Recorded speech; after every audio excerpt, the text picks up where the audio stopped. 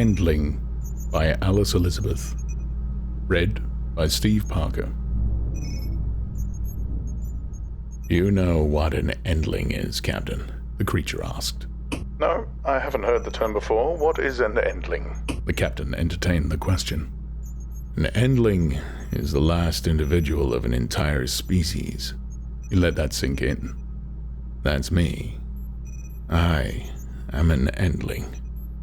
All species come to an end eventually, either through an extinction event or evolution when they become a new, different species. Nothing is stagnant. The universe is ever-changing, the captain reasoned. Yes, but how do you think I feel towards you, knowing that you were the extinction event, as you call it, for my particular species? I can tell you, it's not kindly. I'd rather you just leave me alone to die, Captain. I'm not going to participate in any more of your pointless tests. I think you've gathered enough data on my species. There's little point in gathering any more, seeing as how we're all dead. The creature crossed its cell, lay down on its narrow bed, and turned its back to the transparent wall, where the captain sat watching and observing the strange being. It was a bipedal organism, mostly hairless and lacking any distinctive markings. Apart from superficial differences in color and length of their hair, the entire species was mostly homogeneous, with only minor differences between the males and females. It had been captured on a scouting vessel along with 4 others. They had been brought aboard the ship and interrogated and examined. The rigorous examination procedures had inadvertently caused the death of 2 of the specimens. However, this allowed a level of investigation that hadn't been possible while they were alive, so the captain didn't consider them pointless deaths due to the knowledge gained. It had been determined that while they were intelligent beings, they had no form of hive mind, so without their technology they had no way to communicate with the others of their species, except for verbally. For this reason, they had kept the specimens separate from each other in individual holding cells where they could be easily observed. The captain and his ship had been returning from a cleanup mission of a solar system where a virus-like species had spread beyond their home planet and were causing the destruction of other nearby planets. They were beginning to expand outwards at an exponential rate and were posing a threat to neighboring systems. The galactic government had determined that the species needed to be eradicated before their spread became uncontrollable. The captain and his crew blanketed all the planets where the species had spread with a toxin that would kill all life, yet leave the planet intact, to recover from the effects gradually over the next 100,000 years or so, and allow new life to evolve in time. After completion of the task, he turned his ship towards home, but was stopped by a message from one of his crewmen advising that a small scouting vessel had just entered the system. It appeared to originate from the same species which they had just eliminated. While the ship wasn't big enough to pose a recolonization risk, the captain still hated to leave a loose end, and felt his job would be unfinished if he let the ship go. The scout ship was captured, along with its 5 occupants, and the captain came in closer contact with the dangerous species than he had been planning to. He found them to be quite disgusting looking, so had few qualms about allowing his medical team to study them.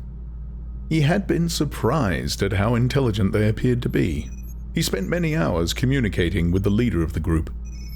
He had expected such a swarm-like species to have little individuality, but they each showed different personalities, and they all seemed to grieve more over the death of their shipmates than they did over the loss of their entire species. When the captain had explained to them that their home planet, as well as all their colonized planets, had been cleansed of their species' presence, the creatures had seemed to go into a state of shock. They stopped reacting to external stimulus for a while, and became still and quiet. When they had been told of the death of a shipmate, however, they became extremely agitated, and often made loud shrieking or wailing noises, and excreted a variety of fluids from their heads. It confused the captain why the loss of an individual, which could easily be replaced, should cause more distress to these creatures than the loss of their entire species. The first 2 that died did so on the examiner's table. The medics were trying to determine the internal structure and function of their organs. The examinations proved to be more than their fragile bodies could take. Once they were dead, though, a complete understanding of their physical functions was possible. The third death was self-inflicted. The strange little animal, it was one of the females of the species, just stopped eating. No words from the captain, the doctors, or her remaining shipmates could entice her to resume consumption of food. By the time the captain had the doctors intervene with a gastric tube, it was already too late. The fourth death had been an accident of unnecessary force. It was a male specimen who had managed to escape from his enclosure by attacking one of the crew who brought him his food. He managed to run to the cargo bay before he was captured again, but the captors had been too rough, and he didn't survive the injuries they'd caused. That just left this remaining creature. There was no real reason to keep it alive. The scientists would get all the information they needed from the dead ones.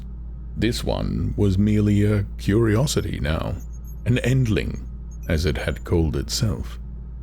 The captain sat watching its back, its slow breathing moving it gently up and down. Such a strange being, the captain thought. How must it feel to know you are the last of your kind? He felt the need to explain himself to this small, pathetic thing. He didn't think it would understand, but he had to try. The extinction of your race was necessary. After discovering your presence, we spent a number of years observing you. Our observations showed a tendency towards destruction, not only of yourselves, but also towards any new territory you conquered. Yes, conquered is the right word. You didn't merely expand, you conquered. Each planet in your system was gradually enveloped by your swarming species, one by one, until eventually you used it up and moved on to your next target. As your reach extended further and further from your home planet, we knew you must be stopped. We had to stop your species before you encountered another species and took them over and destroyed them. We took proactive action based on your historical behavior. We are justified. The universe is safe now from the plague of humans. The human Endling cried himself to sleep, hoping for death to come soon, to make him the final full stop that would finish the story of the human race.